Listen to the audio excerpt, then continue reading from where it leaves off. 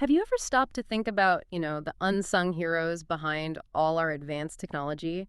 We're talking about those tiny, super specialized components, the ones powering, like the screen on your phone or the chips in AI servers. Often it's these niche markets, but they're globally significant and they hold some really surprising insights. Today we're doing a deep dive into one just like that, the global Hafnium Targets Market. Exactly. And for this deep dive, we're basing our whole conversation on a really comprehensive report from Cognitive Market Research. It covers sales trends for these hafnium targets right from 2021 and projects everything out to 2033. So our goal really is to pull out the key insights from all that data, give you a shortcut, to understanding where this industry is right now and maybe more importantly, where it's heading.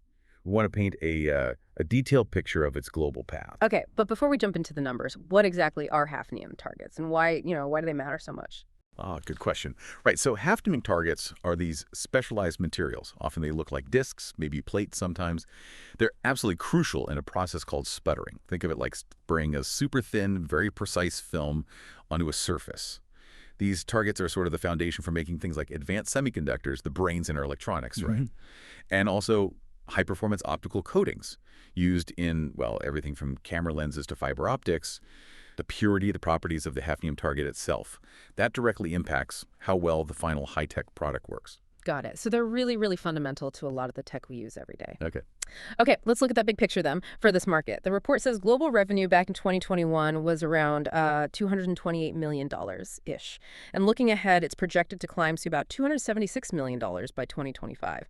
Then it really ramps up, expected to hit a pretty substantial $405.7 million by 2033. That gives us an overall compound annual growth rate, the CAGR, of almost 5% a year, 4.923% to be exact. Yeah, and what's really interesting there isn't just the size, but that clear signal of, well, robust demand. It's expanding. This doesn't look like some kind of speculative bubble. It's a consistent upward trend, over more than a decade. It points to a fundamental growing need for these materials in high-tech sectors worldwide. Sustained innovation, basically. Okay, let's unpack this then. A global number is one thing, but where's the growth really happening? What's driving it? Let's take that regional deep dive, see where the hot spots are, and maybe the cooler spots too. How about we start with Asia Pacific? It's the current leader, right? It had nearly $91 million back in 2021, already the biggest then, and it's projected to almost double to nearly $168 million by 2033. Wow, that's a strong CAGR too, 5.372%. Absolutely. Asia-Pacific isn't just large. It's a real powerhouse. It's actually leading the global growth pack right alongside, interestingly, Africa and South America. What you need to see within the region are the specific drivers. You've got rapidly expanding manufacturing, huge investments in electronics, semiconductors. Think countries like India, Singapore, across Southeast Asia generally. India, for instance, projected 6.568% CAGR. Singapore even higher, 6.861%. Southeast Asia, 6.723%. Really reflects this massive push towards digital infrastructure, local tech production. But it's not totally uniform. You see more moderate growth, like Australia's at 1.776% CGR. Taiwan's around 2.985%. So different stages of market maturity there, perhaps? That's a huge difference within Asia itself. Okay, let's jump across the globe. North America, another major player, definitely holding its own. The market there was about $66 million in 2021, set to grow to over $111.9 million by 2033, with a pretty solid 4.325% CAGR. Yeah, and in North America, what's really striking is just how dominant the United States is. The U.S. alone was almost $52 million in 2021, projected to hit over $86 million by 2033. That's a 4.114% CGR for the U.S. specifically. It just points to the sheer scale of the U.S. tech and aerospace industries. But while the U.S. is the giant, Canada's showing us a strong 5.232% CGR, and Mexico's solid too at 4.855%. So it suggests, broader regional strength, maybe cross-border supply chains, diverse tech sectors kicking in. Okay, now moving over to Europe. Seems like a stable picture, but definitely more varied compared to that growth we saw in parts of Asia. Europe was around $43 million in 2021, expected to reach over $73 million by 2033. That's a 4.433% CAGR. Right, and this is where it gets, quite interesting. You see these noticeable variations country by country. The region as a whole is growing steadily, sure. But there are these pockets of faster growth, like France at 5.748% CAGR, and the rest of Europe category, that's a bunch of smaller economies growing even faster, 5.858%. That could point to maybe targeted investments or specific emerging tech hubs. But then conversely, you have slower growth areas, Sweden's at 1.733%, Denmark 1.689%, Spain's 3.535%, the UK 3.62%. It really highlights just how diverse the economic landscape is, even within one continent. Not a one-size-fits-all story at all. Right. Now, South America. This looks like it has some really high growth potential, kind of similar to what we saw in parts of Asia Pacific. Started smaller, only $15.5 million in 2021, but it's projected to hit over $30.4 million by 2033. That's a significant CAGR, 6.0002%.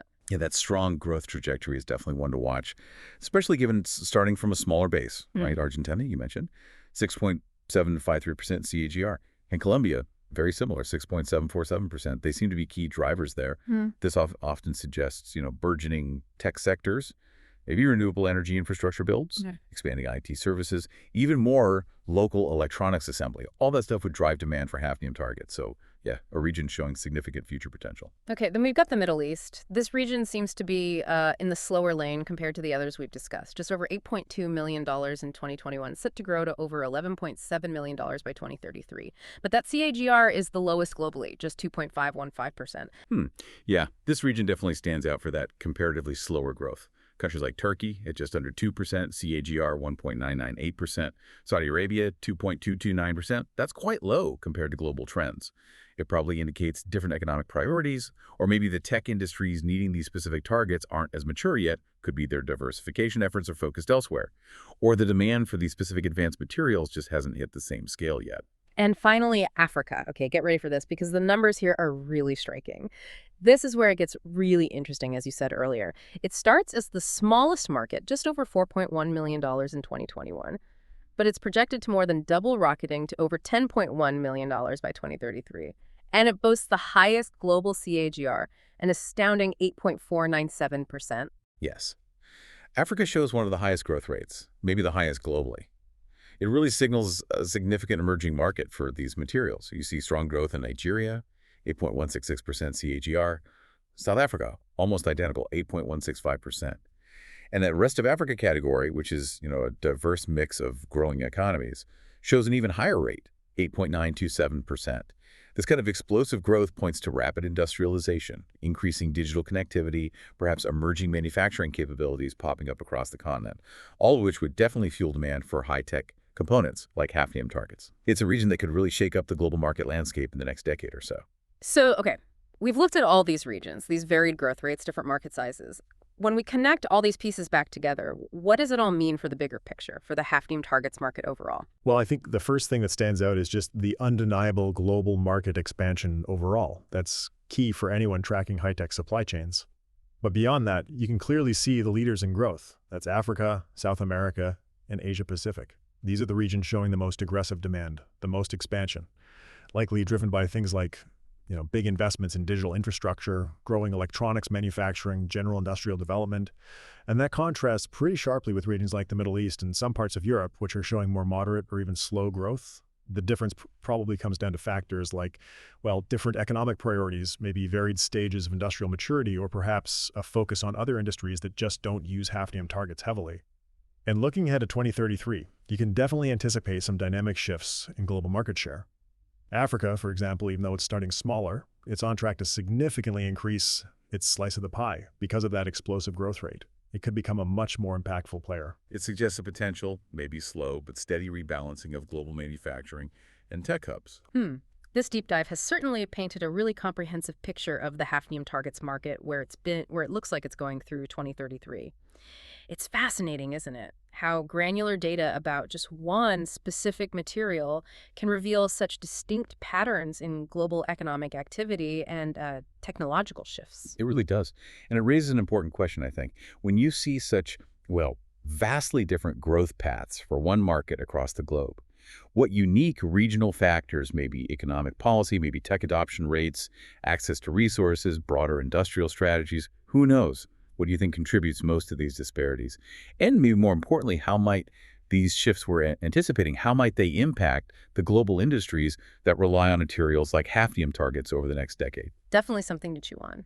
We hope that digging into this kind of detailed market data helps you form some broader perspectives on global economic trends and maybe see some of the hidden forces shaping our technological world. Until next time, keep exploring. Welcome to the deep dive. Today, we're uncovering a really pivotal, though maybe a bit niche sector, the Hafnium Targets Market. Right. Now, it's probably not something you track every day, but a recent report we looked at from Cognitive Market Research, it really highlights how critical this stuff is becoming for, well, for the technology shaping our future. Yeah, absolutely. So our mission today is to sort of unpack the dynamics shaping this evolving space. Okay. But first, what are hafnium targets, and why should you even care? Good question. Well, think of them as these silent enablers behind, everything from the smartphone in your pocket to really cutting-edge aerospace and defense systems. Yeah, they're hidden but crucial. Exactly. Okay, let's dig in. So maybe start with the big question. What are the main forces really driving the demand for hafnium targets right now? What makes this material so indispensable? Well, it's fascinating, really. Hafnium, it's a relatively obscure element, Yeah. right? But it's become this absolute linchpin in, like, the relentless push for Moore's law. So a huge force is the increasing demand from semiconductors and thin film applications. Right, the chip industry. Exactly. As electronic components keep shrinking but needing to be more powerful, hafnium targets are essential. They're used for producing what we call high-K dielectric layers. Hi. What does that mean in simple terms? Think of them as super efficient insulators. They let chip makers pack way more transistors into a tiny space without the electricity leaking out. Ah, okay, so less leakage, more power, and smaller chips. Precisely. Absolutely crucial for, the faster, more powerful microchips in basically all modern electronics. And this drive for performance, it's definitely not just about consumer gadgets. Right. Hafnium's unique properties also make it indispensable in really high-stakes areas. Think aerospace and defense. Why there specifically? Well, for different reasons, actually. It has this incredible resistance to extreme temperatures, Okay. and it's really good at absorbing neutrons, so that makes it vital in critical applications like high-performance turbine blades for jet engines, and also control rods in nuclear reactors. Oh, yeah. In those fields, precision and absolute reliability aren't just nice-to-haves, they're essential. Paramount, yeah. Yeah. And it's also key to understand how the material is actually applied. Okay. Because advancements in sophisticated deposition techniques like sputtering, which is part of physical vapor deposition, or PVD, they've really expanded the market dramatically. Sputtering, like spraying atoms onto a surface. Kind of, yeah. Imagine tiny hafnium particles being precisely blasted onto a surface. Yeah. This creates these ultra-thin, very uniform films. Got it. And these techniques allow hafnium targets to provide superior adhesion and really consistent film uniformity across a huge range of devices. We're talking advanced electronics, solar panels, high-performance optical devices. So it sounds like hafnium is incredibly versatile. It's fundamental for making things smaller and making things withstand extreme conditions. That's a great way to put it. It almost makes you think about all these invisible materials just quietly enabling our whole digital world. But given its kind of niche, does that widespread use make it more vulnerable to supply chain shocks in one area? Or does the diversification actually make it maybe more resilient if one market slows down? That's a really interesting point. The diversification probably helps cushion it to some extent, but its core scarcity is still a major factor we need to talk about. Okay, yeah, let's pivot to that. That range of applications is remarkable. It definitely highlights its utility. But like you said, with any critical material, getting it from raw element to high-tech component, well, that journey has its challenges. Oh, absolutely. So let's dig into those roadblocks, because that tells an equally important story, right? Yeah. What's fundamentally making high-purity hafnium so difficult to get and process? Well, the hafnium market really lays bare this core paradox in modern tech. Our most advanced innovations, they're increasingly bottlenecked by materials that are both incredibly niche and inherently scarce. Right. So one of the biggest roadblocks is exactly that, the scarcity of high-purity hafnium itself. Where does it actually come from? It's typically extracted as a byproduct. It comes out when they're refining zirconium. Ah, so it's not mined on its own. Exactly, which Got it. inherently limits the supply. And that directly contributes to its high material costs and, introduces significant supply chain risks. Mhm. It really raises that question. Can we ever efficiently get more of it if it's always tied to zirconium production? Yeah, that's tricky. Then you have the complex processing and fabrication requirements. Okay. Turning that raw hafnium into a usable, really high-purity target for these advanced applications, it's incredibly difficult, demands extreme precision. So expensive to make then. Very. This complexity drives up production costs considerably, and that poses a significant barrier for widespread adoption, especially if manufacturers are looking for, more economical alternatives. Which might not even exist for some applications. Precisely. And finally, you have to consider the strict regulatory and quality Well, standards. especially for nuclear and semiconductors. Exactly, those high-stakes industries. The standards are non-negotiable. And they effectively limit market accessibility, particularly for, say, new or smaller manufacturers. It creates a really high barrier to entry. Wow. Only companies with the most advanced capabilities and, frankly, rigorous quality control can even hope to play in this space. So you've outlined some pretty significant hurdles there: the scarcity, the processing complexity, the high cost, the regulations. Do those high costs ever actually push manufacturers towards maybe less ideal but cheaper materials? Or is hafnium just truly irreplaceable for these cutting-edge uses? For some of the most advanced applications, particularly in semiconductors with those high dielectrics, it's incredibly difficult to replace right now. The performance benefits are just too significant. But yes, the cost absolutely forces constant evaluation and research into alternatives where possible. It's fascinating, isn't it, how the economics of supply and demand are so tightly woven with technological progress in this particular area. It really is a perfect case study. Okay, now let's look ahead. Despite these challenges, innovation, well, it never stops. What are the key emerging trends that are shaping the future of the hafnium targets market? Yeah, there are definitely some important shifts happening. One is a very clear and accelerating move toward ultra-pure target materials. Even purer than now. Oh, yes, especially in advanced semiconductor manufacturing. We're talking purity levels of 99.95% or increasingly even higher, becoming the industry norm. Wow, why such extreme purity? Because even exactly, giving them unique properties you wouldn't otherwise get. These hafnium-based coatings aren't just for, say, protection. They can dramatically enhance properties like hardness or optical performance or corrosion resistance. And where would those be used? Well, this innovation is opening doors in really diverse sectors. Think aerospace again, biomedical devices, advanced display technology. It's creating entirely new applications for hafnium's capabilities. Interesting. So new uses beyond the established ones. Definitely. And if we connect this to the bigger picture, the geopolitics, there's a growing trend towards increased localization of hafnium target production. Ah, like countries wanting to make their own. Precisely. Nations are actively investing in domestic manufacturing capabilities. Why?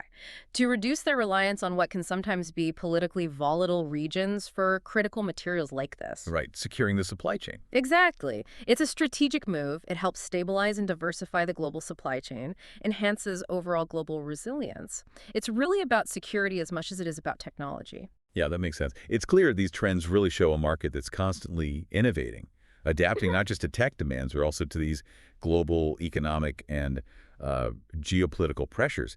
It's a remarkably dynamic space for something so specific. It really is constantly evolving.